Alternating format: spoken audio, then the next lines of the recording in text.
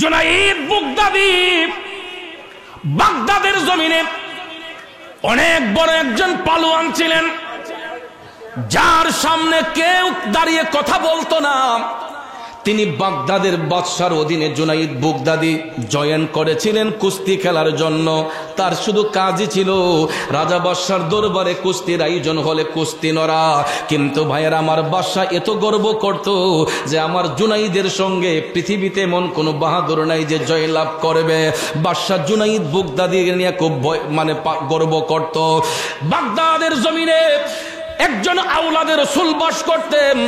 ওই আওলাদে রাসূল তিনি 3 দিনের ক্ষুধার্ত ছিলেন, শরীরটা তিনার দুর্বল ছিল, তিনি দেখতে খুবই চিকন হয়ে গেলেন।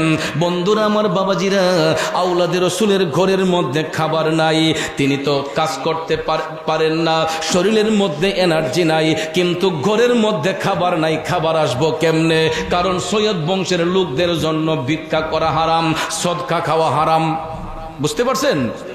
যারা সৈয়দ বংশের লোক তাদের জন্য যাকাত এবং সদকা, ফিতরা এগুলা খাওয়া তাদের জন্য রাসূল হারাম করে দিয়েছেন। যে আমার বংশের আওলাদরা এরা সদকা খাবে না, যাকাত খাবে না, ফিতরা খাবে না, তাদের রিজিকের ফয়সালা করে দিবেন মহান আল্লাহ।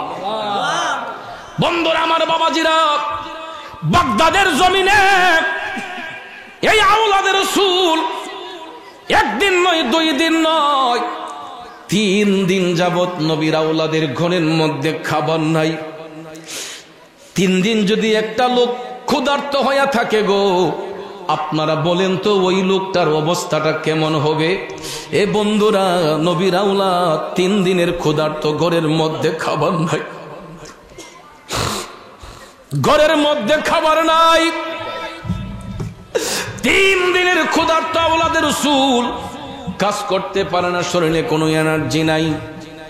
হঠাৎ করে দেখা যায় বাগদাদের অলিতে গলিতে একটা এলান শোনা যাচ্ছে, আগামী কালকে বাদশার বাড়িতে কুস্তি লড়াই হবে, জুনাইদ বুগদাদির সঙ্গে কুস্তি খেলা হবে। যদি কোনো বাহাদুর জুনাইদ বুগদাদির সঙ্গে কুস্তি লইয়া জয়লাভ করতে পারে, তাকে 10,000 দিরহাম পুরস্কার প্রদান করা হবে। কয় হাজার?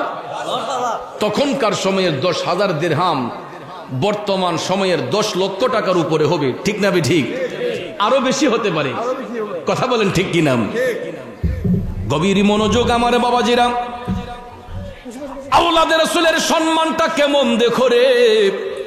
হে যুবক, বাগদাদের অলিতে গলিতে এলান শোনা যাচ্ছে, আগামী কালকে বাদশার অধীনে জুনাইদ বুগদাদির সঙ্গে কুস্তি লড়াই হবে।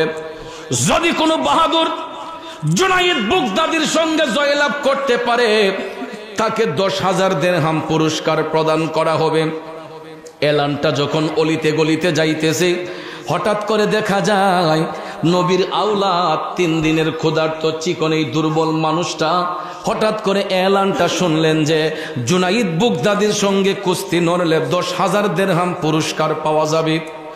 এই নবীর আওলাদ বুক বড় আনন্দ নিয়ে তিনি মনের খুশিতে বলতেছেন, আমি তো একটা সুযোগ পাইতে পারি যে জুনাইদ বুগদাদি তো নবীর আওলাদরে ভালোবাসে, আমি তো কুস্তি লইয়া জয়লাভ করতে পারবো না। যদি একবার ময়দানে যাইয়া জুনাইদের কানের মধ্যে আমি পৌঁছাতে পারি আমি নবীর বংশের আওলাদ, হয়তো জুনাইদ বুগদাদি আমারে ইজ্জত দিবে, আমাকে হয়তো এই পুরস্কারটা আনার সুযোগ করে দিবে।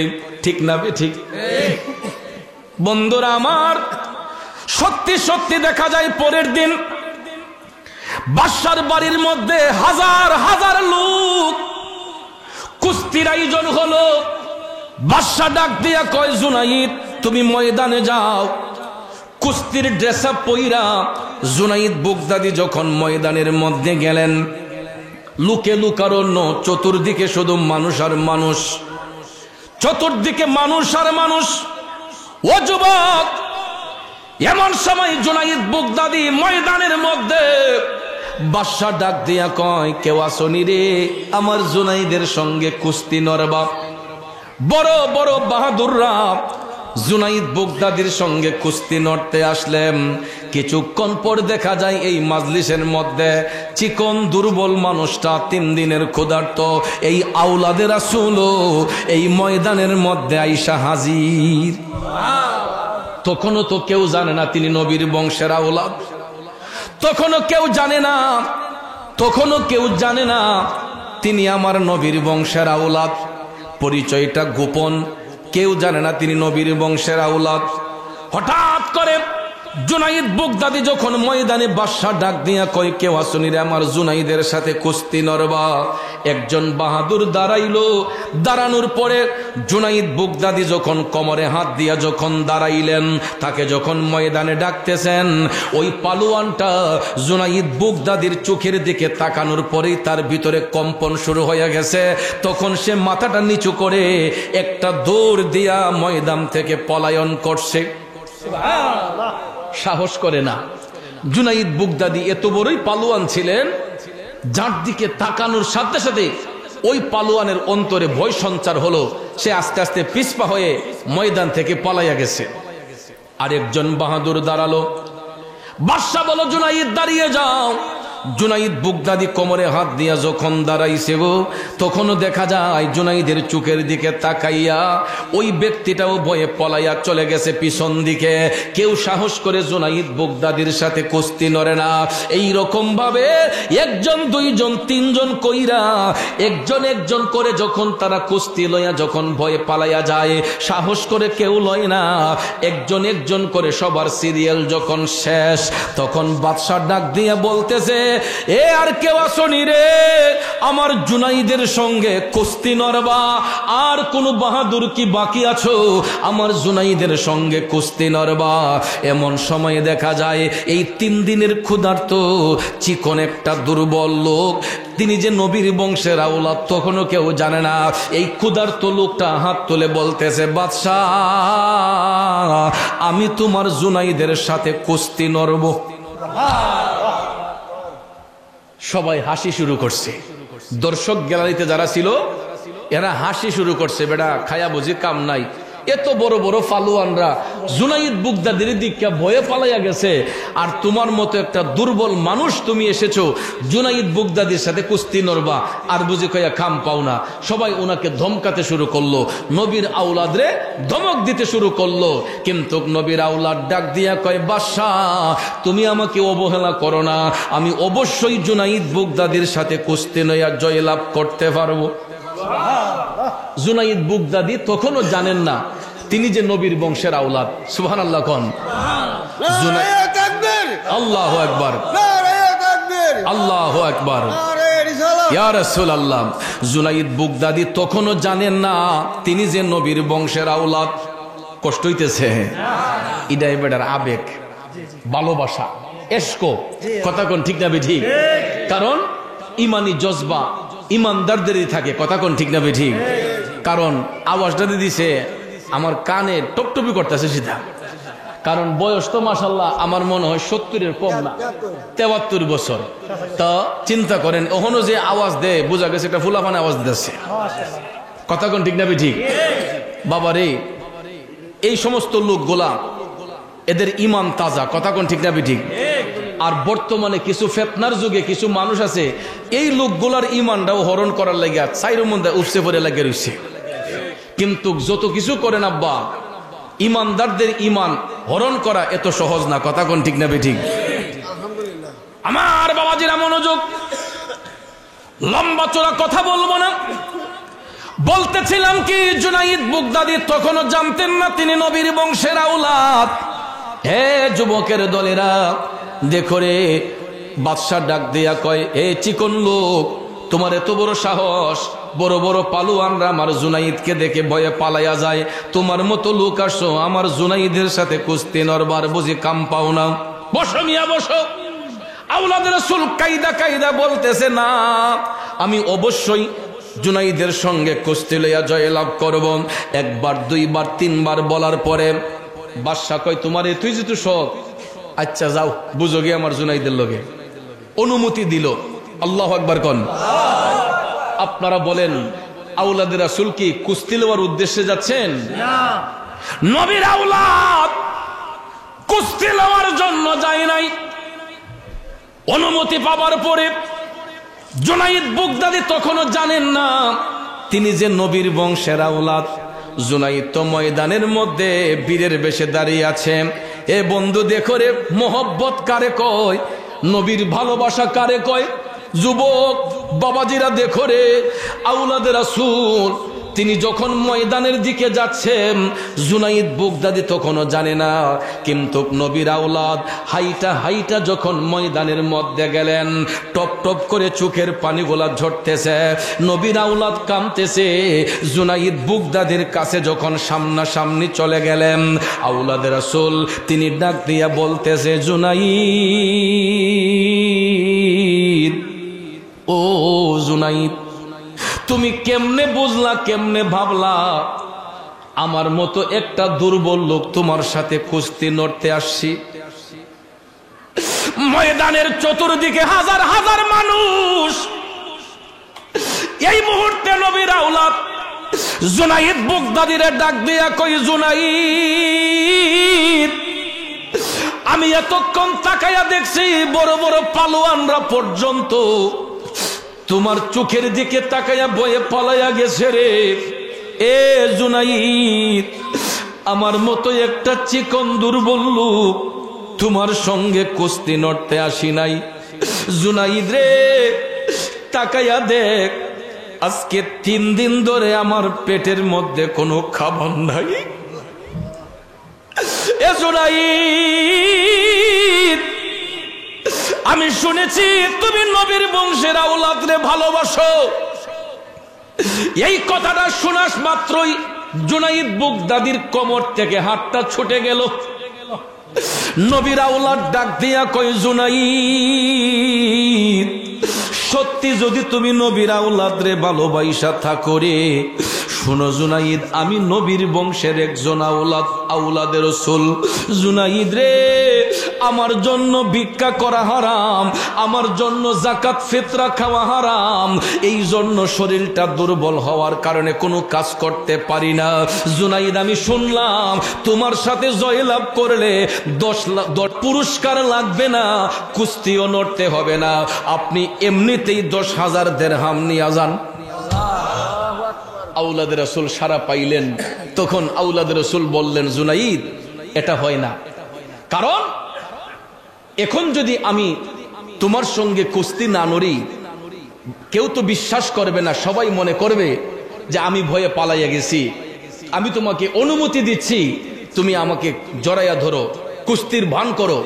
আওলাদের রাসূল অনুমতি দেওয়ার পরে নবীর আওলাদকে জয়ী করার জন্য, নবীর দিদারের পাওয়ার জন্য, নবীর আওলাদকে জয়ী করতে যায়া জুনাইদ বাগদাদী কুস্তির একটা ভাষণ ভঙ্গি ধরলেন।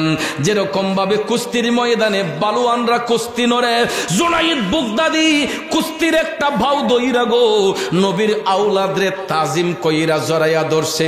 সুবহানাল্লাহ কন্যা।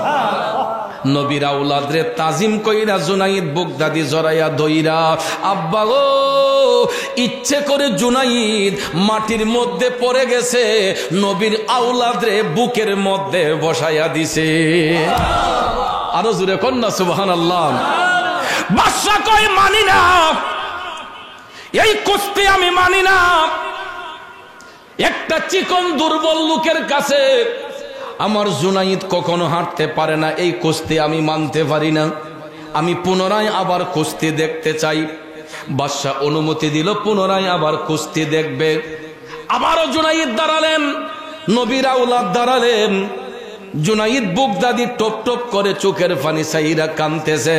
আওলাদ রাসূল ডাক দিয়া কয়, জুনাইদ, আজকে 3 দিন ধরে আমার পরিবারের মধ্যে কোনো খাবার নাই। তখন আবার আওলাদ রাসূল অনুমতি দেওয়ার পরে গো জুনাইদ বাগদাদী নবীর আওলাদরে আবারও তাজিম কইরা জড়াইয়া ধইরা দ্বিতীয়বারও ইচ্ছে করে জুনাইদ মাটিতে পড়ে গেছে, নবীর আওলাদরে বুকের মধ্যে বসাইয়া দিছে। আর তো বাদশার কোনো জবাব নাই। একবার হেরেছে, দ্বিতীয়বার তো হারার কথা না, ঠিক না বেঠিক? একবার হারছে, দ্বিতীয়বার তো হারার কথা নয়। এখন তো দেখা যায় চিকন লোকের শক্তি বেশি, কিন্তু ভাইয়ের আমার ইজ্জত দান করছে নবীর আওলাদ রে, নবীর আওলাদকে সম্মান দিয়েছে জুনাইদ বুগদাদি। কথা কোন ঠিক কি নাম? এখন তো ভাইয়ের আমার সবাই মনে করছে জুনাইদ বুগদাদি পলায়ন করছে, এখন বাদশাহ তো পুরস্কার দিতে বাধ্য। 10,000 দিরহাম নবীর আওলাদকে হাতের মধ্যে পুরস্কার তুলে দিল। এবার জুনাইদ বুগদাদি নবীর আওলাদের হাতে পুরস্কার দেখা খুশি না বেজার?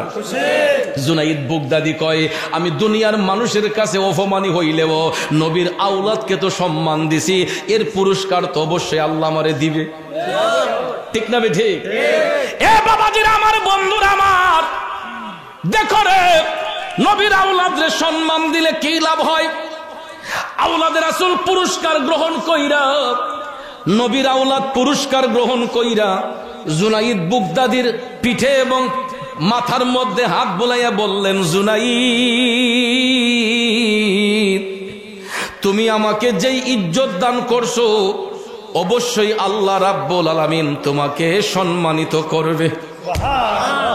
আওলাদ রাসূল দোয়া কইরা গেছে, জুনাইদ, তুমি যে আমার ইজ্জত দিছো, আল্লাহ রাব্বুল আলামিন এর বিনিময়ে অবশ্যই তোমাকে আল্লাহ পুরস্কৃত করবে। এই বলে নবীর আওলাদ পুরস্কার নিয়ে বাড়িতে যাচ্ছেন। ওইদিকে জুনাইদ বুগদাদি কুস্তির ময়দান থেকে বাদশার বাড়ির মধ্যে ঢুকতে গেলেন। বাদশা ডাক দিয়া কয়, জুনাইদ, যেখানে দাঁড়িয়ে আছো সেখানে থাকো, আর একটা কদম ভিতরে দিবা না। তুমি এখন থেকে আমার দরবারের বাহিরে থাকবা, এবং এই মুহূর্তে আমি তোমাকে সাসপেন্ড করলাম। তোমার মতো ফালুয়ান আমার আর দরকার নাই। তুমি এই আজকে হাজার হাজার মানুষের সামনে আমারে বেইজ্জতি করেছ, তুমি আজকে সবার সামনে আমারে বেইজ্জতি করছো। একটা চিকন লোকের কাছে যেই ব্যক্তি টিকতে পারে না, সে আমার দরবারের ফালুয়ানের চাকরি করতে পারে না। যাও, তুমি এখান থেকে প্রতারিত। বাদশা অপমান কইরা জুনাইদ বুগদাদির চাকরি থেকে বাদ দিয়া দিছে। আব্বাজি, আপনারা বলেন কোনো অসুবিধা আছে? দুনিয়ার বাদশার কাছে অপমানী হইলেও জুনাইদ বুগদাদি এমন একজন বাদশার কাছে সম্মানিত হয়েছে, যিনি হলেন বাদশারও বাদশাহ। ঠিক না বেঠে? মোহাম্মদ মুস্তাফা নবী সাল্লাল্লাহু আলা, তুমি বাদশাহ বাদশাহ কামলিওয়ালা, তুমি বাদশাহ বাদশাহ মদিনাওয়ালা। খারাপ লাগতেছে বন্ধুরা? এ ইসলামপুরের নবীর প্রেমিকেরা রে, আমার মুরব্বী বাবাজিরা, ও সম্মানিত মা বোনরা যারা শুনছেন গো, বাদশার কাছ থেকে অপমানী হইয়া জুনাইদ বুগদাদি নবীর আওলাদরে সম্মান দেওয়ার কারণে দুনিয়ার বাদশা অপমান করছে। এই অপমানের গলা কলঙ্ক গলায় লইয়া জুনাইদ বুগদাদি কাইন্দা কাইন্দা নিজের কুড়ে ঘরে চলে গেলেন। নিজের ঘরে যাওয়ার পরে জুনাইদ বুগদাদি আমার নবীর দুরূদ শরীফের আমল কইরা কানতে কানতে ঘুমের ঘরে চলে গেছে। কিসের ঘরে? এ বন্ধু, জুনাইদ বুগদাদি নবীর আওলাদরে সম্মান দিয়া বাদশার কাছে অপমানী লইয়া ঘরে যাইয়া যখন নিজের ঘরে গিয়া ঘুমের ঘরে চলে গেলেন, নিশি রাইতে জুনাইদ স্বপ্নে দেখে রে আমার মদিনার কামলিওয়ালা নবীজি, নবীজি জুনাইদ বুগদাদির স্বপ্নের ঘরে হাজির হইয়া গেছে। আল্লাহু আকবার, ইয়া রাসূলুল্লাহ।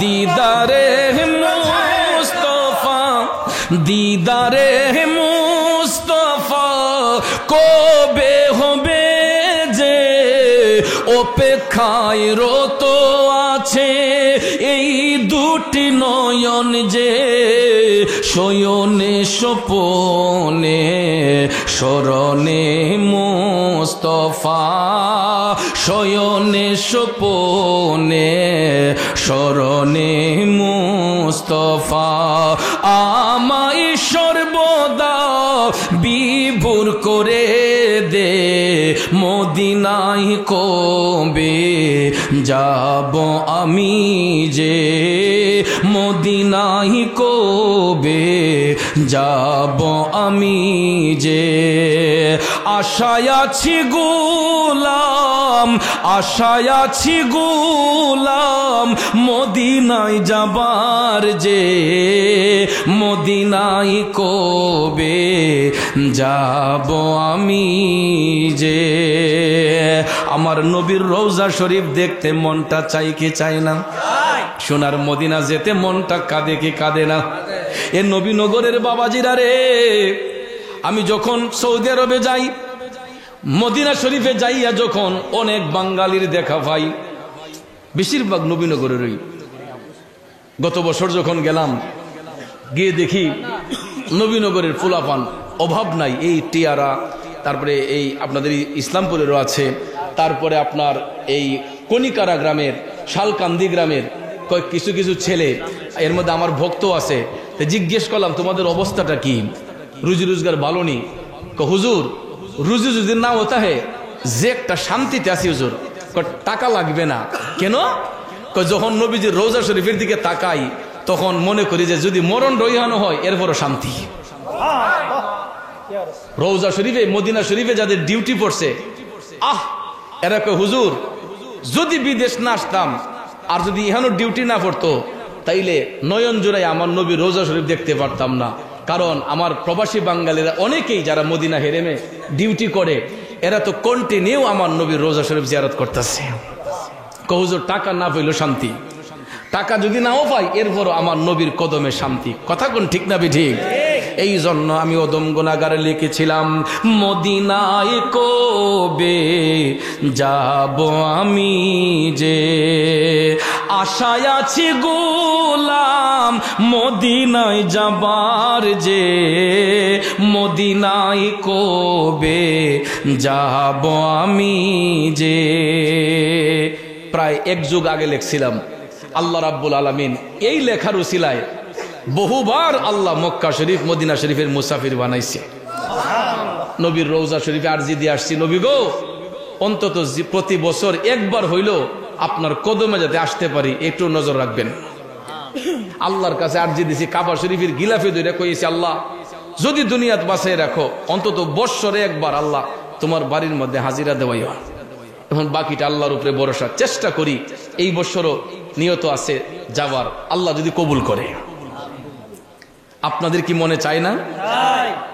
এ বন্ধু, আমার নবীর রওজা শরীফে যা দেখার জন্য মনটা বেকুল হয়ে থাকে প্রত্যেকটা মানুষের। জুনাইদ বাগদাদী নবীর আওলাদরে স্বপ্নে দেখলো, নবীর আওলাদকে সম্মান দিয়া ঘুমের ঘরে যাইয়া স্বপ্নে দেখতেছে আমার মদিনার কামলিওয়ালা নবী জুনাইদ বাগদাদীর ঘরের মধ্যে স্বপ্নের ঘরে আইসা হাজির হইয়া গেছে। নবী ডাক দিয়া কয়, জুনাইদ,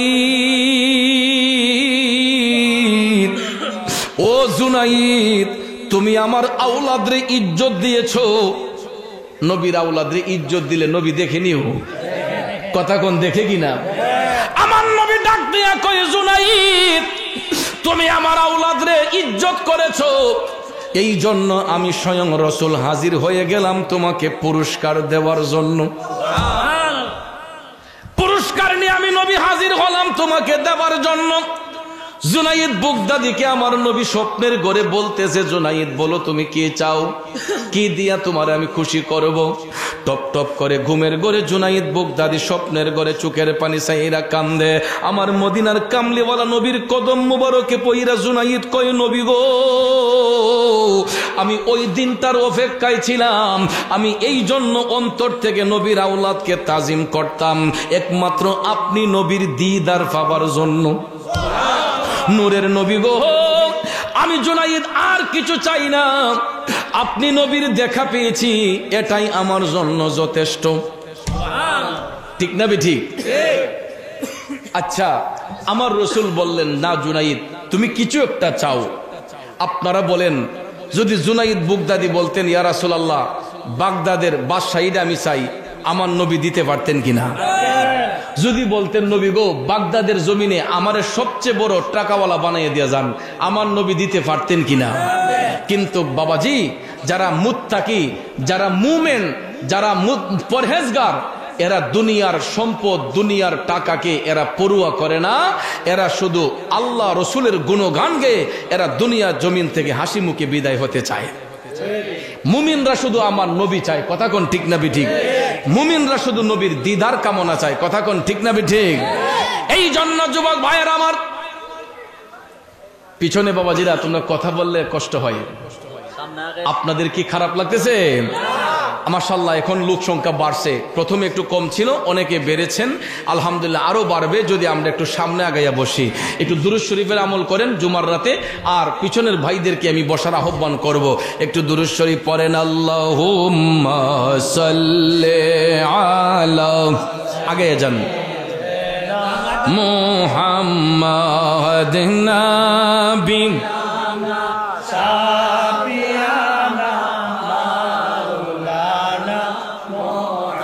মাহাদ নবী, মাশাআল্লাহ এই তো সুন্দর।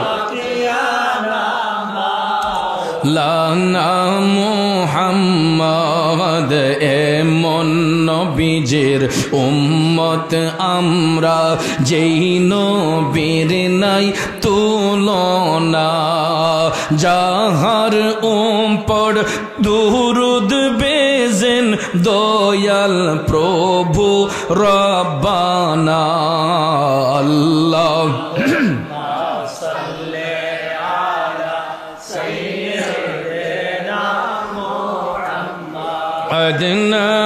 নবিয়ানাম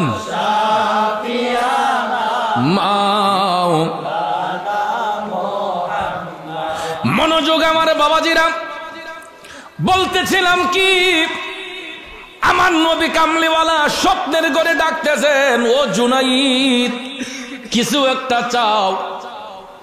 জুনাইদ বুগদাদি কই, নবী গো চাইতে যদি হয় আমার একটু অনুমতি দেন, আমি আপনার নুরানি কদম মোবারক একটা চুম্বন দিতে চাই।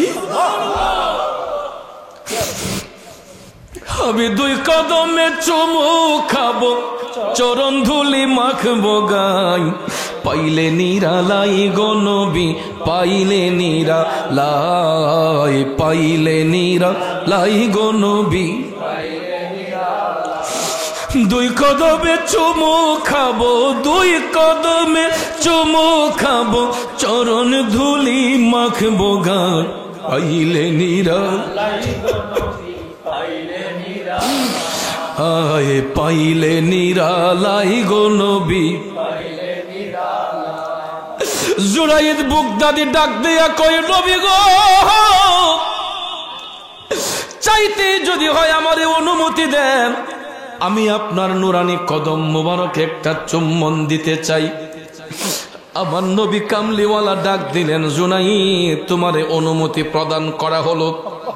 স্বপ্নের গড়ে জুনাইদ বুগদাদি আমার জিন্দা নবীর নুরানি কদম মোবারকের চুম্বন দেওয়ার সাথে সাথে তিনি স্বপ্ন থেকে জাগ্রত হয়ে গেলেন। আরো জোরে কন্যা সুবহানাল্লাহ।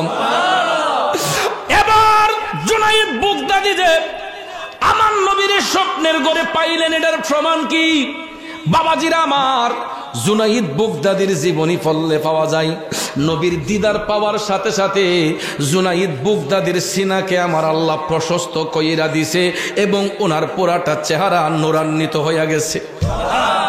যে কেউ তাকালে, জুনাইদ বুগদাদির চেহারার দিকে তাকালে সবাই মনোমুগ্ধকর হয়ে যায় এবং পাগল পারা হয়ে যায়, জুনাইদের প্রেমে আসক্ত হয়ে যায়, তার দিকে সবাই ঝুঁকে যায়।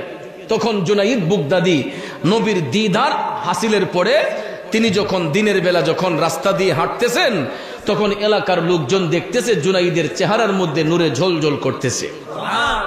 কই কি ব্যাপার জুনাইদ, তোমাকে দেখলাম একদিন আগেও তোমার চেহারাটা মলিন, একদিন আগেও দেখলাম তোমার চেহারাটা মলিন, তুমি একদিনের ব্যবধানে এত সুন্দর হয়ে গেলা, এত নূরান্বিত ভাব তোমার মধ্যে আসলো জুনাইদ, আমরা তো এই বিষয়টা বুঝতেছি না। তখন জুনাইদ বুগদাদি আবেগ আপ্লুত হইয়া ডাক দিয়া কয়, বাগদাদবাসীরা, ও বাগদাদবাসীরা, তোমরা তো শুধু দেখেছো আমি ওই দিন চিকন লোকের সঙ্গে কুস্তিতে হার মেনেছি, একটা বার তো তোমরা তল্লাশি করলা না এই চিকন লোকের পরিচয়টা কি? সবাই কয় আসলে তো ঠিক, আমরা তো দেখছি একটা চিকন লোক কুস্তিতে গেল, কিন্তু একবারও তো জিগাইলাম না তার পরিচয় কি, বাড়ি কোথায়, কি আসল বিষয়, এই সম্পর্কে তো কেউ জানার চেষ্টা করলাম না। তখন সবাই কয় জুনাইদ একটু বলো না, আমরা তো আসলে কল্পনাতীত যে একটা এই লোকের কাছে তুমি কিভাবে হার মানবা, এই লোকটা কে, কি তার পরিচয়। জুনাইদ বাগদাদি কয় হ্যাঁ এখন আসুন জায়গায় পরিচয়টা নেন। তখন জুনাইদ বাগদাদি ডাক দিয়া কয় ও বাগদাদের ভাইয়েরা, ও বাগদাদবাসীরা শোনো রে, পৃথিবীতে এমন কোন বাহাদুর নাই আমি জুনাইদের সঙ্গে কুস্তি লয়ে আমারে হার মানাতে পারবে। কিন্তু ওই দিন যে চিকন লোকটার সঙ্গে আমি হার মেনেছি, উনি আমার আপনার মতো সাধারণ কোন ব্যক্তি না, তিনি নবীর বংশের আওলাদ, একজন আওলাদে রাসূল। নবীর আওলাদ যখন দেখে মনে বড় আশা রাখে, আওলাদে রাসূল যখন দেখে মনে বড় আশা রাখি, চরণ দুটি ধৌত করি দিয়ে চোখের জল, আমরা নবীজির পাগল, আমরা মদিনার পাগল, আমরা নবীজির পাগল, আমরা মদিনার পাগল। ঠিক না বিঠিয়ে বন্ধুরা আমার, বাবাজিরা, জুনাইদ বাগদাদি তখন ডাক দিয়া কয় বাগদাদবাসীরা, এই চিকন লোকটা কোনো সাধারণ বংশের মানুষ না, তিনি নবীর বংশের আওলাদ, একজন আওলাদের রাসূল। উনার জন্য সদকা ফিতরা যাকাত খাওয়া হারাম। 3 দিন ধরে তিনি উপবাস ছিলেন। উনি আমার কাছে ওনার পরিচয় দেওয়াতে আমি নবীর আওলাদের সম্মান দিয়া, আমি নবীর আওলাদের সম্মান দিয়া দুনিয়ার বাদশার কাছ থেকে 10,000 দিরহাম পুরস্কার নেওয়ার একটা সুযোগ কইরা দিয়া আমি জুনাইদ এমন পুরস্কার লাভ করেছি, পৃথিবীতে এর চাইতে উত্তম পুরস্কার আর কিছু হইতে পারে না। কই তুমি কি পাইছো? তখন জুনাইদ বাগদাদি কয় আমি নবীর আওলাদরে ইজ্জত দিয়া 10,000 দিরহাম পুরস্কার নেওয়ার সুযোগ করে দিয়া আমি যখন বাদশার অপমানি পাইয়া যখন বের হয়ে আসলাম, রাতের বেলা যখন ঘুমাইলাম, ঘুমের ঘরে স্বপ্নে দেখি মদিনার কামলিওয়ালা নবী আমার ঘরের মধ্যে আইসা হাজির হইয়া গেছে। আমার নবী আমারে বলেছিলেন আমি কি চাই, আমি দুনিয়ার বাদশাহী চাই নাই, অর্থ সম্পদ চাই নাই, আমি স্বপ্নের ঘরে আমার মদিনার কামলিওয়ালা নবীর কদম মুবারকে একটা চুমুক দেওয়ার অনুমতি চেয়েছিলাম। দয়াল নবী অনুমতি দিয়েছেন, আমি নবীর নুরানি কদম মুবারকে চুম্বন দিয়েছি। সাথে সাথে আমি স্বপ্ন থেকে জাগ্রত হইয়া দেখি আমার চেহারার মধ্যে পরিবর্তন হইয়া গেছে। সবাই যখন এটা বুঝতে পারলো, তখন বন্ধুরা আমার, উপস্থিত যারা ছিলেন বাগদাদের লোক, সবাই জুনাইদের কদমে লুটাইয়া পড়ছে। কই জুনাইদ, তুমি আর সাধারণ কোনো মানুষ নয়, তুমি এখন থেকে একজন মুমিন, আল্লাহর খাস বান্দা। যেই ব্যক্তি আমার নবীর দিদার লাভ করেছে তার জন্য তো জাহান্নামের আগুন হারাম। কথা কোন ঠিক যাবে ঠিক? কারণ স্বপ্নে হোক বাস্তবে হোক, স্বপ্নে হোক বাস্তবে হোক, যে আমার নবীর দিদার পাইব রে, স্বপ্নে হোক বাস্তবে হোক, যে একবার আমার নবীর দেখা পাইবে, জাহান্নামের আগুন তার জন্য হারাম হইয়া যাইবে। কথা বলেন ঠিক না বিঠে? এই জন্য আশেক কয়, পাগল কয়, দিন রাত কাদি মায়ার নবীকে পেতে, দিন রাত কাদি নূরের নবীকে পেতে, মোদের জন্য কান্দেন নবী ওই মদিনাতে, মোদের জন্য কান্দেন নবী ওই মদিনাতে। ঠিক না বেঠিক? খারাপ লাগতেছে? কষ্ট হচ্ছে যে বাবাজিরা আমার? তাহলে আজকে ইসলামপুরবাসীরা আনন্দিত। কথা কোন ঠিক না বেঠিক? আপনারা আজকে এই কারণে আনন্দিত, আপনাদের মধ্যে আজকে যিনি সদারত করছেন মাহফিলের সভাপতিরা সরলঙ্কিত করেছেন একজন নবীর বংশের আওলাদ, আওলাদ রসুল। কথা কোন ঠিক না বেঠিক? দেখতে হয়তো আমাদের মতোই মনে হইতেছে, কিন্তু সবসময় বুঝে রাখবেন, তারা দেখতে যদি আমাদের মতোই হয়, আমাদের চাইতে তাদের স্টেজটা একটু উপরে। কথা কোন ঠিক না বেঠিক? কারণ তারা নবীজির বংশের আওলাদ, এরা হাসানি ওয়াল হুসাইনি। কথা কোন ঠিক না বেঠিক? মাসিয়াতার আওলাদগণ হাসানিও হুসাইনিও উভয় দিক দিয়া তারা নবীর বংশের আওলাদ, হাসানি দিক দিয়েও রয়েছেন, হুসাইনি দিক দিয়েও রয়েছেন। কথা বলেন ঠিক না বেঠিক?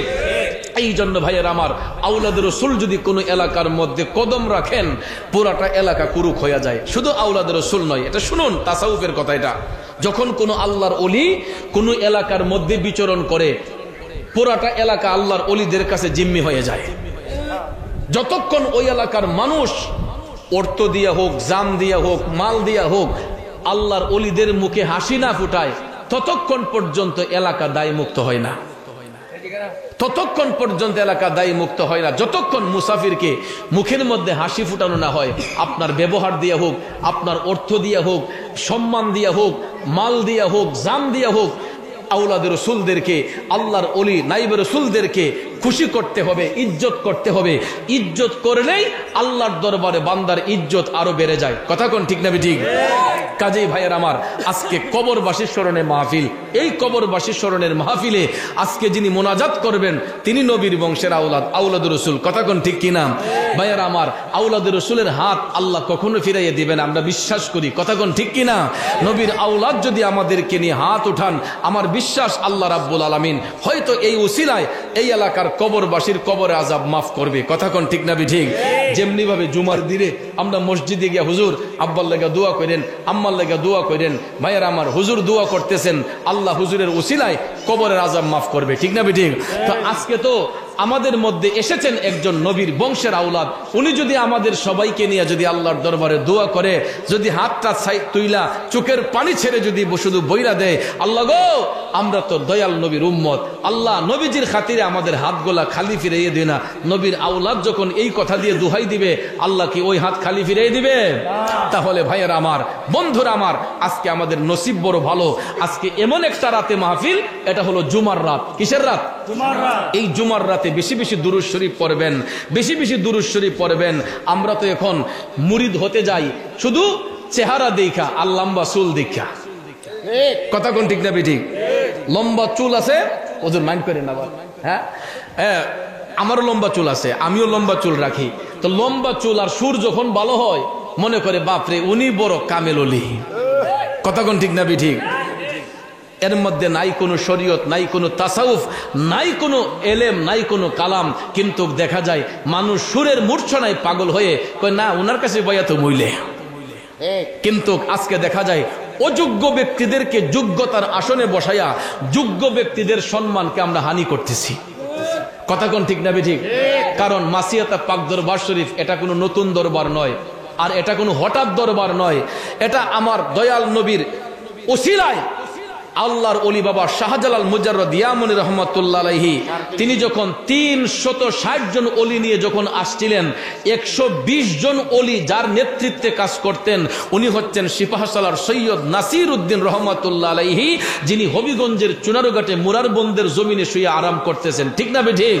ওনারই বংশের আওলাদ যিনি শাহ সৈয়দ নুরুল ইসলাম বন্দেগী রহমাতুল্লাহ আলাইহি, মসিহট্র এলাকার মধ্যে আইসা যখন তিনি জিকির করেছিলেন, গাফুরুর রাহিম নাম তোমার আল্লাহু আল্লাহু আল্লাহ, রহমানুর রাহিম নাম তোমার আল্লাহু আল্লাহু আল্লাহ, খালিক মালিক তোমার আল্লাহু আল্লাহু আল্লাহ, জলিল জব্বার নাম তোমার আল্লাহু আল্লাহু আল্লাহ, হান্নান মান্নান নাম তোমার আল্লাহ আল্লাহু। সেই আওলাদ রাসূল শাহ সৈয়দ নুরুল ইসলাম বন্দেগী রহমাতুল্লাহ আলাইহি মসিহট্রে আইসা যখন চতুর্দিকে হিন্দু রাজাদের অত্যাচার নিপীড়ন, এই জংলার ভিতরে যখন তিনি যখন এই মুরাকাবার মাধ্যমে মওলার জিকির যখন ফানা হয়ে গেলেন, হিন্দু রাজারা কম্পিত হয়ে গেল। কি ব্যাপার? যেখানে মানুষ ভয়ে যাচ্ছে না, বাঘ সিংহের ভয়ে, সেখানে জিকিরের আওয়াজ শোনা যাচ্ছে। কার এত বড় সাহস সেই জংলার ভিতরে ঢুকলো? তখন হিন্দু রাজারা তারা উপচে পড়ে লেগে থাকলো দেখার জন্য। তখন তারা যখন জংলার ভিতরে যখন দৃষ্টিপাত করলো, দেখতেছে সদা হাস্যোজ্জ্বল নুরানি চেহারার অধিকারী একজন আওলাদে রাসূল শাহ সৈয়দ নুরুল ইসলাম বন্দেগী রহমাতুল্লাহ আলাইহি জিকিরে ফানা হয়ে মওলাকে খুশি করতেছেন। তখন ভাইয়ার আমার, এরা আস্তে আস্তে টাচে যখন ভিড়ল, আওলাদ রাসূলের চেহারা দেখে এই হিন্দু রাজারা আস্তে আস্তে কালেমা পড়ে এরা মুসলমান হতে লাগলো। কারণ তারা বিশ্বাস করতে লাগলো যে জঙ্গলার ভিতরে যেখানে মানুষ ভয়ে যাচ্ছে না, সেখানে এই মানুষটা এভাবে আল্লাহর জিকির করতেছে, নিশ্চয়ই তিনি সাধারণ কোনো ব্যক্তি নয়, উনি নিশ্চয়ই আল্লাহর কোনো খাস বান্দা হবে।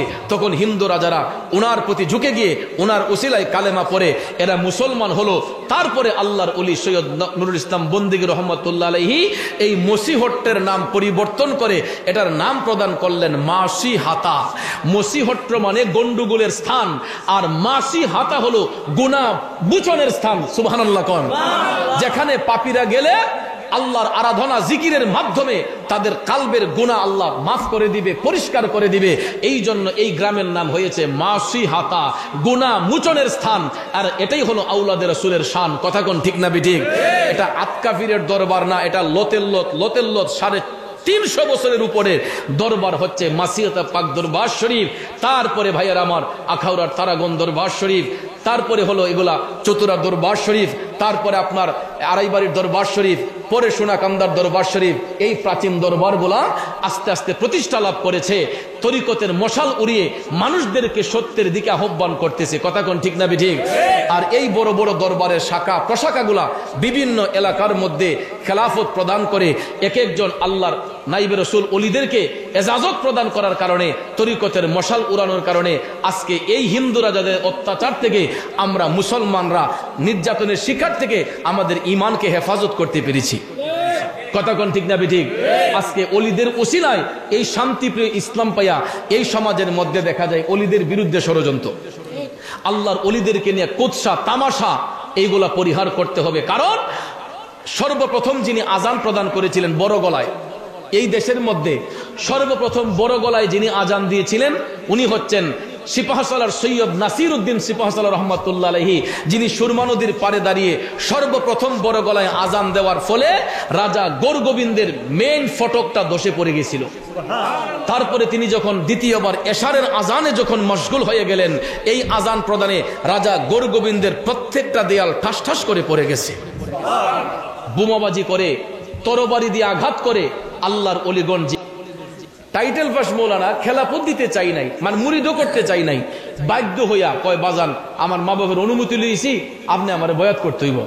এখন বয়াত হওয়ার সাথে সাথে কয় বাজান এই আমার এলাকার থেকে 3-4 জন লোক আইছে, এরার সামনে একটু কইয়া দেন যে আমি আপনার দরবারের প্রধান খলিফা। দেখেন শুধু তার জন্ম হইছে, তরিকতের জগতে শুধু তার জন্ম হইছে, হ্যাঁ এখনো তো সে নাবালক শিশু, তরিকতের জগতে এখনো সে নাবালক শিশু। বায়াত হই কয় আপনি আমারে এরা সামনে কইয়া দেন যে আমি আপনার দরবারের প্রধান খলিফা। এরপরে আমারে পুস্টার কইরা দাওয়াত করছে, তার বাড়ির গিয়া দেখি ডিশ সাজাইয়া এইটার মাঝে জাগর মাছ, এরপরে একটা দেশি মুরগ, এগুলা দিয়া গিয়া হেদাইতেছে, আমার সামনে গিয়া হেদাইতেছে। আমি কই কিও? বাজান আপনার জিরে লইয়া 3 বারে দৌড়ে রাতাটা দৌড়ছি। আমার রান্ডি টাইনা সিরা খাইলাম, মুরগার রান্ডি টাইনা সিরা খাইলাম, মানে বোঝা গেল যে আমার জীবনে আমি রান খাইছি না। এরপরে খাওয়াইয়া সেইটা কি বাসটা দিছে দেখেন, বাজান এই স্টেজে গিয়া শেষ টাইমে বলবেন যে আমি আমার ছেলের খেলাফত প্রদান করছি। জোরে বলে মুরগ খাওয়াইয়া রাতা মুরগা খাওয়াইয়া হেলাফত দিয়ে দিচ্ছি। এখন আমি তো আর ওই ব্যক্তির মতো মেন্টাল নয়, আমার তো কিছুটা অন্তত বিবেক নিয়ে চলতে হয়। কথা কোন ঠিক না ঠিক? ভাইয়ার আমার 1 বছর গেল এরকম ভাবে। দ্বিতীয় বছর আমি যখন মাহফিলে গেছি, দেখা যায় আমার নামে পোস্টারও, বিরাট বড় পোস্টার, এটা নবীনগর উপজেলার কথাই বলতেছি, বিরাট বড় পোস্টার। এখন ঘরে যখন গিয়ে বসছি, গিয়ে দেখি 2-3 জন মুরব্বী, ওনারা আইসা আমাকে সালাম করার জন্য, দাদা সাহেব কেমন আছেন? আরে ঘটনা কি? আমি দাদা হইলাম কেমনে? আবার আদা ফরা কোন সময় দিলাম? আমার কো দাদা ভালো আছেন? আমি কই ঘটনা কি? তখন মৌলভী সাহেব কইতেছে, বাজানের ভক্তবৃন্দ, উনি মুড়ি চুরি করে দিছে, এজাজত নাই, খেলাফত নাই। দেখা যায় রাতা মুরগা খাওয়াইয়া মনে করছে খেলাফত নিয়ে নিছি। এখন বায়াত করানো শুরু করছে, এখন আমি যখন বললাম না আমি তো আপনাকে খেলাফত দেই নাই, আপনি বায়াত করলেন কেন, কে আপনাকে ইজাজত দিল, এখন কোন রাও করে না। এরপরে বছর থেকে আমারে মাহফিলও দাওয়াত নাই আর ফিসা বসাইরে দিছে। আচ্ছা বলেন, এই যে লোকগুলাকে অন্ধের দিকে নিয়ে আসলো, এরা তো খেলাফত এজাজত প্রাপ্ত পীরের কাছে বায়াত হয় নাই, এজাজত প্রাপ্ত পীরের খাতে এরা বায়াত হয় নাই, তাহলে এই বায়াত গুলা তো পথভ্রষ্ট হবে। কথা বলেন ঠিক না বেঠিক? এই জন্য আব্বাজিরা আমার, বায়াত হওয়ার আগে এটা যাচাই বাছাই করবেন, ওনার সিলসিলাটা ঠিক আছে কিনা, নসবনামা ঠিক আছে কিনা, বংশীয় সাজনা ঠিক আছে কিনা, তার খেলাফত এজাজতনামা ঠিক আছে কিনা, এইগুলো একটু ভালো করে ফলো করবেন। আপনারা তো এখন জ্ঞানী মানুষ, এমনি তো শাস্ত্র বললে দলিলের অভাব হয় না, মুফতি সাহেবের অভাব নাই, কিন্তু অন্ধ হইয়া বায়াত যে হইয়া যান, এটা একটু যাচাই বাছাই করে হইবেন। আপনি বায়াত না হন এটা বলি না, অবশ্যই হবেন, কারণ বায়াত নেওয়া অতীব জরুরি। আমাদেরকে দ্বীনি শিক্ষা অর্জন করার জন্য তরিকতের পাঠশালায় আমাদেরকে অবশ্যই যেতে হবে। কিন্তু কথা হলো, আপনি যাচাই বাছাই করে মুরিদ হবেন। আলহামদুলিল্লাহ, মাসিয়াতা দরবার শরীফে বায়াত হন, তারাগনে বায়াত হন, এই সোনাকান্দা দরবার শরীফে বায়াত হন, চতুরা শরীফে বায়াত হন, আড়াইবাড়ি সিলসিলায় বায়াত হন, 100 বার আপনার বায়াত এটা বৈধ হবে, জায়েজ হবে।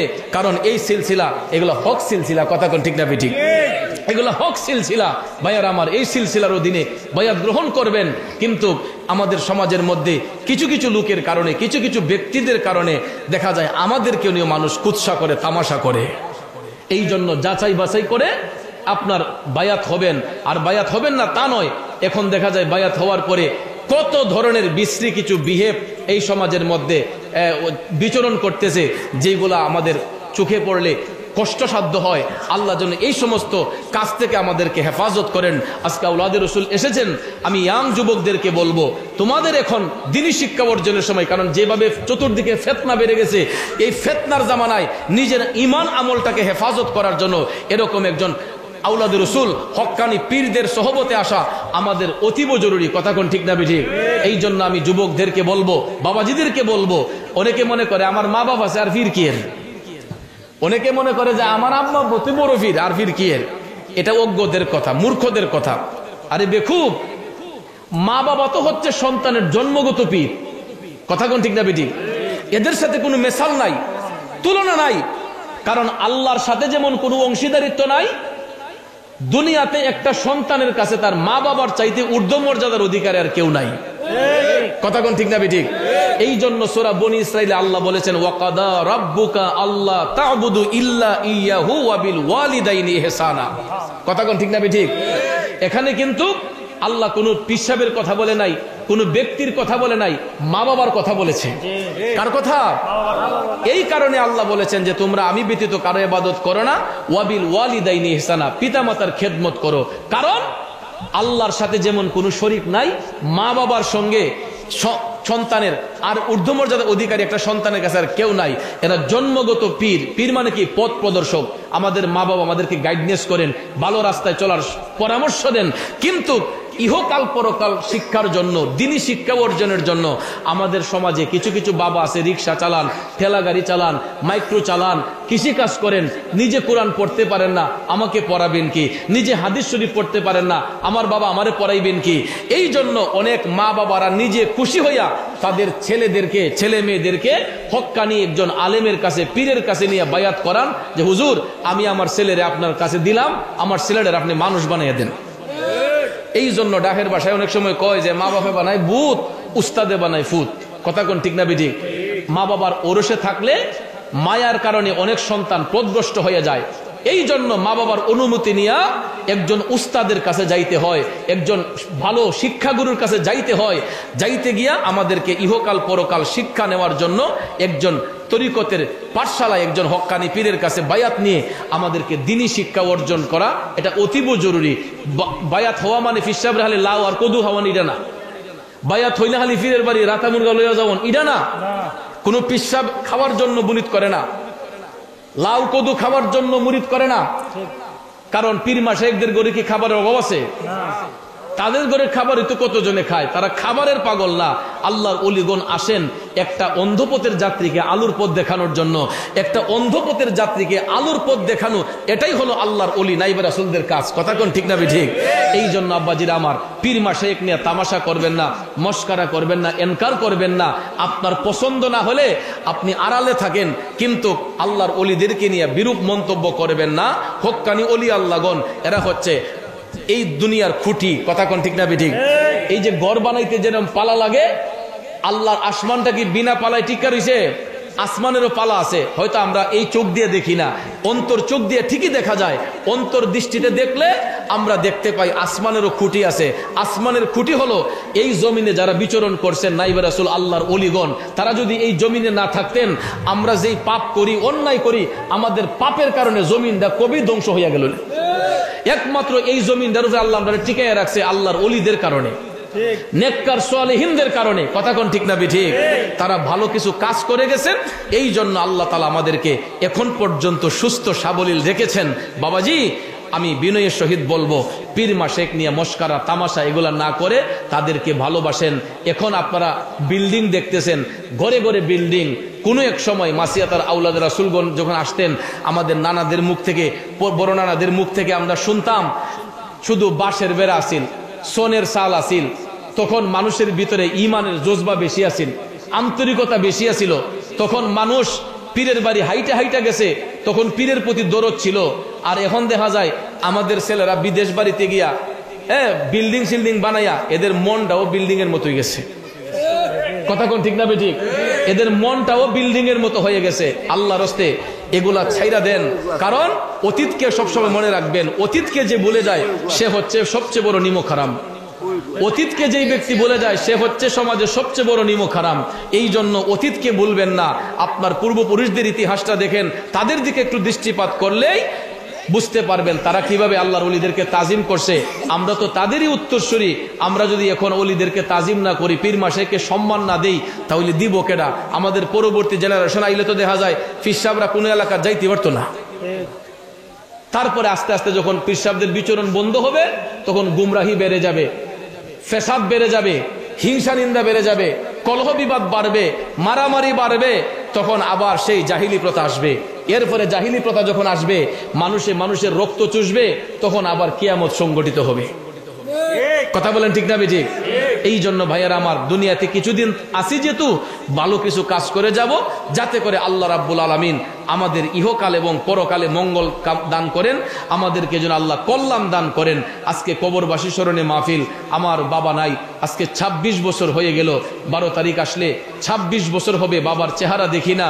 আমার পিসা হুজুর আজকের সভাপতি সাহেব, উনি এমনই একটা হতভাগ্য সন্তান যিনি বাবার জানাজাটা পর্যন্ত পড়তে পারেন নাই। ভাগ্যের নির্মম পরিহাস।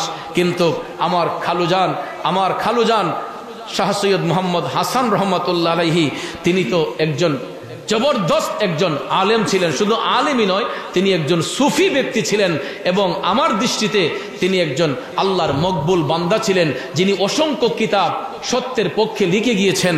আল্লাহ যেন আমার খালুজান শাহ সৈয়দ মোহাম্মদ হাসান রহমতুল্লাহ আলাইহিকে জান্নাতের আলা মকাম যেন দান করেন, এবং ওনার পরিবার, আমার খালাম্মা শারীরিকভাবে অসুস্থ, আপনারা দোয়া করবেন ওনাকে যেন আল্লাহ পাক সবরে জামিল ইখতিয়ার যেন দান করেন, এবং আমার 4 জন ভাই, আল্লাহ যেন তাদেরকে সবরে জামিল ইখতিয়ার আল্লাহ পাক যেন দান করেন, তারা যেন মিলে মিশে যেন চলতে পারেন। এবং এখন আলহামদুলিল্লাহ আপনাদের দুয়ার বরকতে আমাদের মাসিয়াতা দরবার শরীফের মধ্যে আমাদের ভাইয়ের মধ্যে যে আদব তাজিম, এটা এখনো পর্যন্ত বিদ্যমান রয়েছে। আল্লাহ যেন কিয়ামত পর্যন্ত এই আওলাদ রাসূলের দরবারকে যেন এই শালীনতায়, আদব, নমনীয়তায় যেন আল্লাহ সব দিক দিয়ে পরিপূর্ণ করে রাখেন। আমরা সবাই বলি আমিন। আপনারা মাসিয়াতা যারা যান নাই, অবশ্যই যাবেন আওলাদ রাসূলের দরবারের সাথে সবসময় কানেকশন রাখবেন, যোগাযোগ রাখবেন। কারণ ভাইয়ারা আমার, বন্ধুরা আমার, আল্লাহ ওলিদের দরবারে যাবেন। আমার জীবন করবদান, গেয়ে নবীর গুণগান, মেরা নবী মেরা নবী মেরা নবী হে, এই 2টা গজল গাইবেন হুজুর, আমাকে আবদার করেছেন, আলহামদুলিল্লাহ। কিন্তু জিকিরের কথা কইলে আমার শরীর জ্বলে ওখানে, কারণ তারপরও জিকির করা বাদ দেব না। আপনারা হয়তো দেখতেছেন এই টিকটকে এখন চার্জ দিলেই খালি আমার জিকির নিয়ে ভাইরাল। এমন ভাবে ভাইরাল করছে, আমি জিকির করছি মৌলা পাকের শানে কালবের জিকিরের মাধ্যমে, আল্লাহু আল্লাহ জিকির হয়েছে। আমি বলে জিকির করছি, হিমকে জিকির, হিমতে জিকির। আচ্ছা বলেন, হিমকে কি কোনো জিকির হইতে পারে? ভাইয়ার আমার, এটা কি জাহাঙ্গীর হুজুর নাকি? জাহাঙ্গীর সাহেব আইন দোয়া শরীর কেন, অত্যন্ত ভালো একজন মানুষ।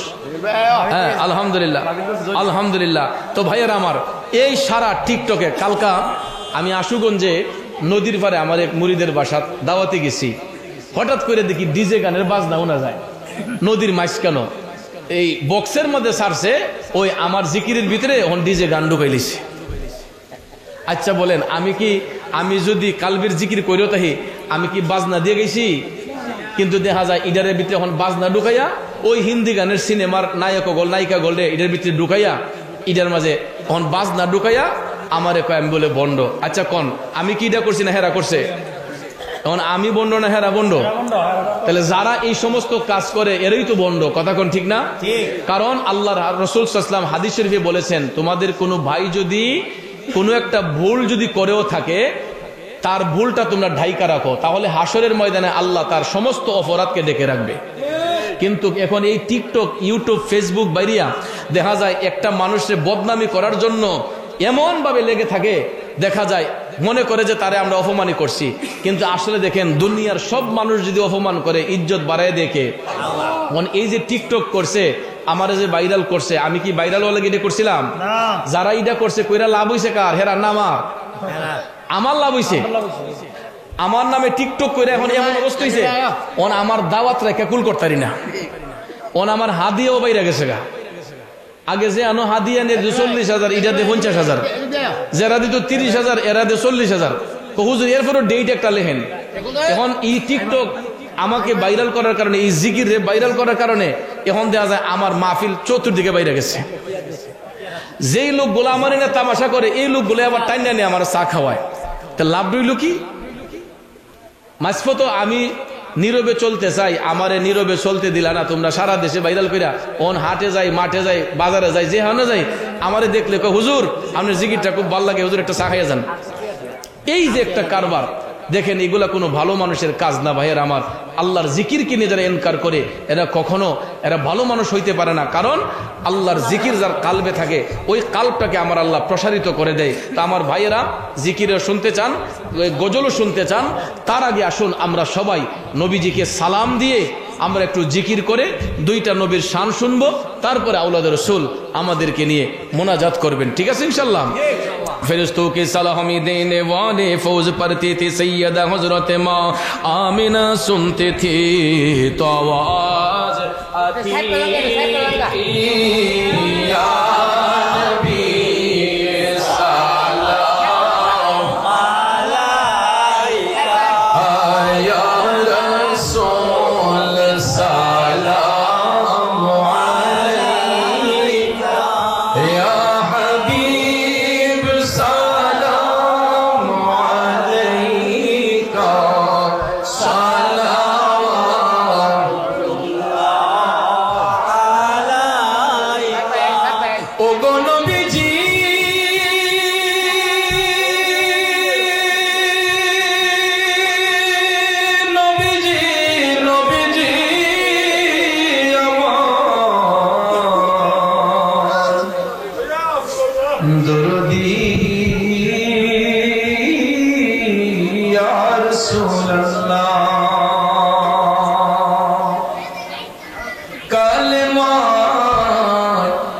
लिखा अपनार नाम आजनी শুনি আপনার নাম নমজে আপনাকে সালাম আপনি যে নূরে মুজাসসাম ইয়া নবী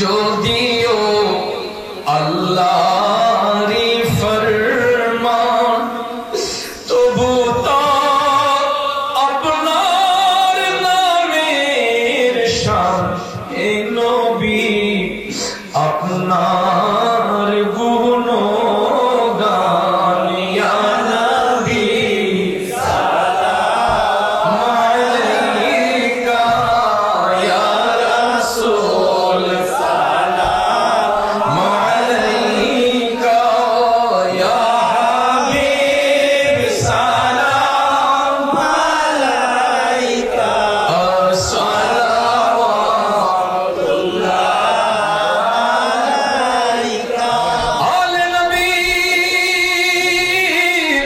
আসহাবে নবী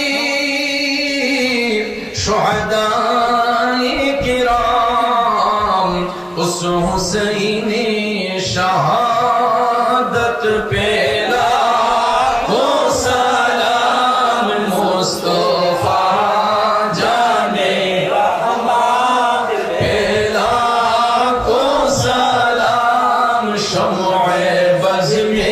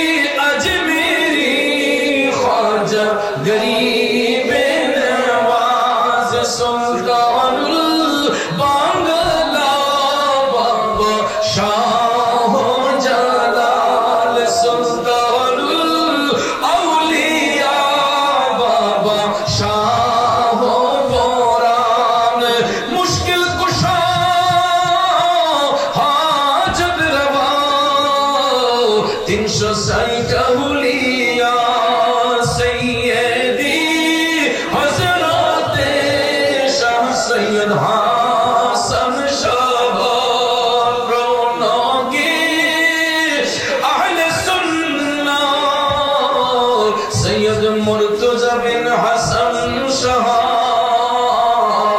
রৌনকে আহলে সুন্নাত পেলা ও সালাম মুস্তাফা জানে রহমত পেলা ও সালাম শময়ে বজ মে হেদায়ত পেলা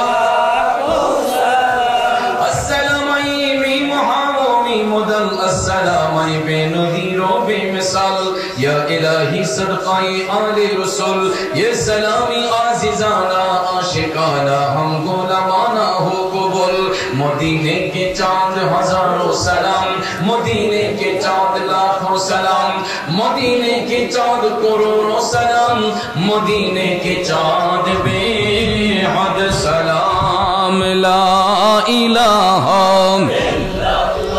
Oh la ilaha marhaba la ilaha shobai mile la ilaha ek shathe la ilaha oh la ilaha oh la ilaha la ilaha illallahu muhammadur rasulullah sallallahu alayhi wasallam সকলে মোহব্বতের আওয়াজে আমার সাথে পড়ুন ইসমে জাত আল্লাহ আল্লাহ আল্লাহ আল্লাহ আল্লাহ আল্লাহ আল্লাহ আল্লাহ আল্লাহ আল্লাহ আল্লাহ আল্লাহ নূর মোহাম্মদ নামটি আপনার দয়াল নবী নামটি আপনার সদাই জাগে মোর মোহনে কাঙ্গালের এবার দাও কঙ্গো মুর্শিদ কে বানা জানে মারহাবা আল্লাহ আল্লাহ আল্লাহ আল্লাহ নূর মোহাম্মদ নামটি আপনার দয়াল নবী নামটি আপনার সদাই জাগে মোর মোহনে কাঙ্গালে রে দন গো মুর্শিদ কে বানা জানে মারহাবা আল্লাহ আল্লাহ সবাই বসে জিকির করবেন বসে আল্লাহ আল্লাহ আল্লাহ আল্লাহ কাঙ্গালে রে দন গো মুর্শিদ কে বানা জানে মারহাবা আল্লাহ আল্লাহ আল্লাহ আল্লাহ নূর মোহাম্মদ নামটি আপনার দয়াল নবী নামটি আপনার সদাই জাগে মোর মোহনে কাঙ্গালে রে দন গো মুর্শিদ কে বানা জানে মারহাবা আল্লাহ আল্লাহ আল্লাহ আল্লাহ আল্লাহ আল্লাহ কুরআনে শুনাছি আমি গুনাহগারের বন্ধু নবী ও আল্লাহ আল্লাহ আল্লাহ আল্লাহ আল্লাহ আল্লাহ কুরআনে শুনাছি আমি গুনাহগারের বন্ধু নবী ও নিদান কালে পার করিবেন নিদান কালে পার করিবেন গুনাহগার উম্মত জেনে কাঙ্গালের দন গো মুর্শিদ কে বানা জানে মারহাবা আল্লাহ আল্লাহ আল্লাহ আল্লাহ আল্লাহ আল্লাহ আল্লাহ জীবন করব দান গেয়ে নবীর গুণগান আমার জীবন করব দান গেয়ে নবীর গুণগান মাশাআল্লাহ নবী ছাড়া ত্রিভুবনে নাই কোনো সম্মান আমার জীবন করব দান গেয়ে নবীর গুণগান মাশাআল্লাহ আল্লাহ আল্লাহ আল্লাহ আল্লাহ নবী আমার জানে রোজন নবী আমার প্রাণ নবীর কাছে পাবো মোরা খোদাই সম্মান আমার জীবন করব দান সয়ে নবীর গুণগান আমার জীবন করব দান গেয়ে নবীর গুণগান মারহাবা আল্লাহ আল্লাহ আল্লাহ আল্লাহ আল্লাহ আল্লাহ আল্লাহ আল্লাহ আল্লাহ আল্লাহ আল্লাহ আল্লাহ আল্লাহ ছটফট ছটফট করে গো নবী অন্তরে আল্লাহ আল্লাহ আল্লাহ আল্লাহ আল্লাহ আল্লাহ ছটফট ছটফট করে গো নবী অন্তরে মারহাবা কাছে আইসা ভালোবাসা কাছে আইসা ভালোবাসা নাও না বুকে পাগলা রে ছটফট ছটফট করে গো নবী অন্তরে আল্লাহ আল্লাহ আল্লাহ আল্লাহ আল্লাহ আল্লাহ ছটফট ছটফট করে গো নবী অন্তরে তোমায় ভালো বাসি বলে বন্ধু হইল পর নবী তোমার ভালোবাসা পেলে আমার কিসের ডর হাসি মুখে তোমার প্রেমে হাসি মুখে তোমার প্রেমে প্রাণটা দিতে রাজি রে, ছটফট ছটফট করে গো নবী অন্তরে, ছটফট ছটফট করে গো নবী অন্তরে। আল্লাহ আল্লাহ আল্লাহ আল্লাহ আল্লাহ আল্লাহ, ছটফট ছটফট করে গো নবী অন্তরে। তোমার কথা মনে হইলে চোখে আসে জল, তুমি আমার ইহ পর জীবনের সম্বল। তোমার কথা মনে হইলে চোখে আসে জল, তুমি আমার ইহ পর জীবনের সম্বল। তুমি ভবে না এলে এই পাগলে, ভবে না এলে এই পাগলে, হতাম পাগল পারারে, ছটফট ছটফট করে গো নবী অন্তরে।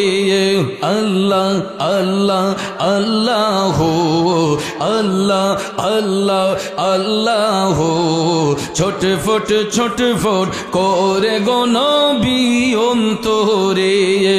আল্লাহ আল্লাহ আল্লাহ, ছটফট ছটফট করে গো নবী অন্তরে। সবাই বলি মারহাবা।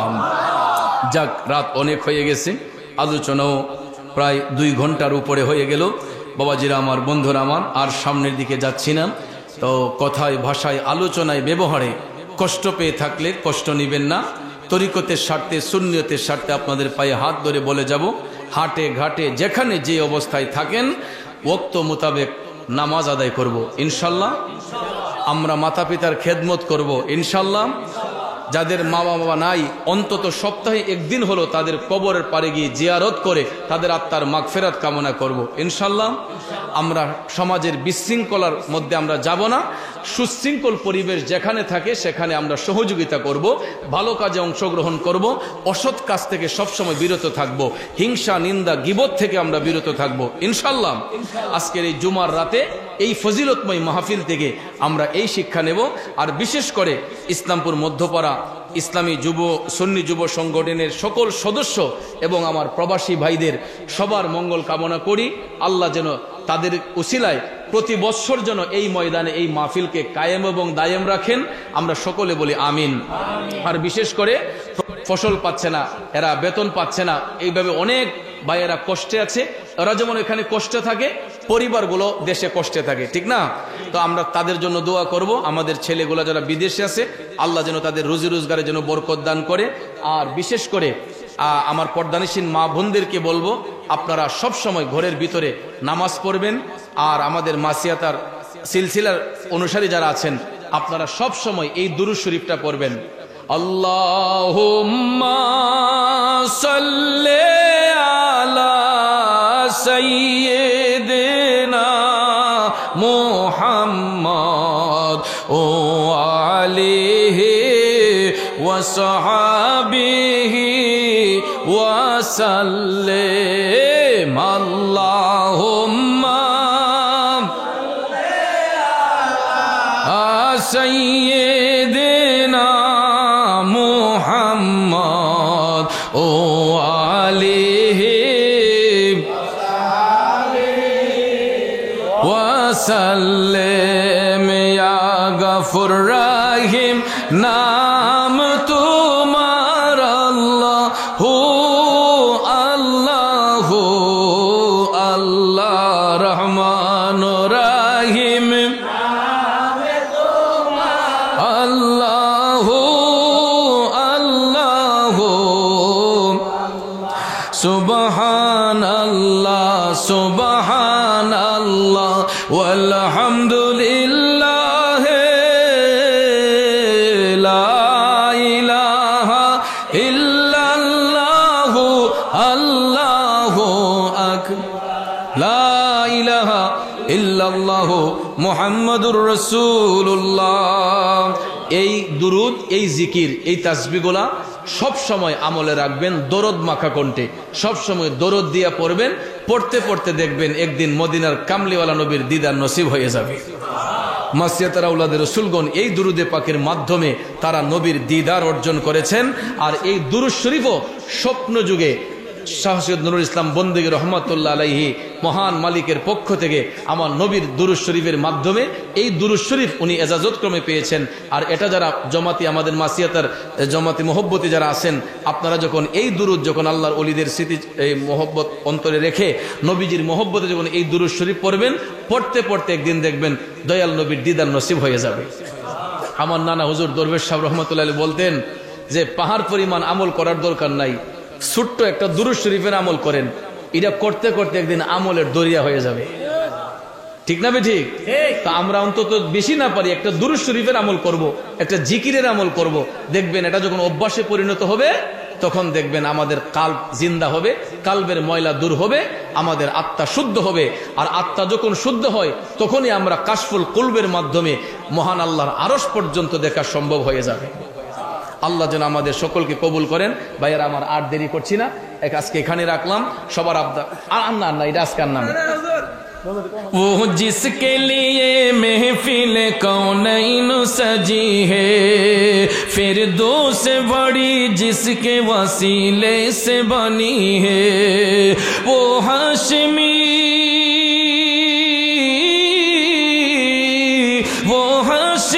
मक्की मदनी युल अरबी है, वो मेरा नबी मेरा नबी मेरा नबी है, वो मेरा नबी मेरा नबी मेरा नबी है, वो मेरा नबी है। अल्लाह का फरमानो अलम नशरह लक सदरक मंसूब है जिसे व रफअना लक ज़िक्रक, जिस हाथों का कुरआन, जिस हाथों का कुरआन नबी जिक्र जली है, वो मेरा नबी मेरा नबी मेरा नबी है, वो मेरा नबी मेरा नबी मेरा नबी। अहमद है मोहम्मद है वही ख़त्म रसूल है, अहमद है मोहम्मद है वही ख़त्म रसूल है, वो मेरा नबी मेरा नबी मेरा नबी है, वो मेरा नबी मेरा नबी मेरा नबी है। मुज़म्मिल यासीन मुदस्सिर तोहा, क्या क्या नए अलकाब से मौला ने पुकारा, क्या शान ही उसकी, क्या शान ही उसकी कि जो उम्मी लकबी है, वो मेरा नबी मेरा नबी मेरा नबी है, वो तेरा नबी मेरा नबी हमारा नबी है, वो तेरा नबी मेरा नबी हमारा नबी है, वो जिसके लिए महफिल कौनैन सजी है, फिरदौस से बड़ी जिसके वसीले से बनी है, वो हाशिमी